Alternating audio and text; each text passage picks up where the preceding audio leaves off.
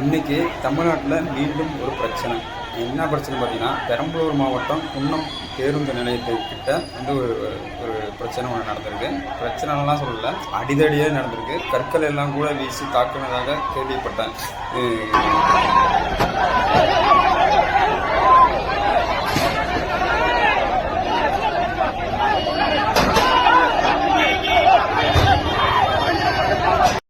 விசிகாவினர் வந்து தாக்குதல் நடத்தியிருக்காங்க. பதிலுக்கு அவங்களும் தாக்குதல் நடத்தியிருக்காங்க. மாறி மாறி தாக்கியிருக்காங்க.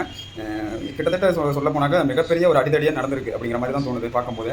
ஏன்னா கற்களை வீசி வரைக்கும் தாக்கி கொண்டதாக செய்திகள் வந்து பரவுகிறது.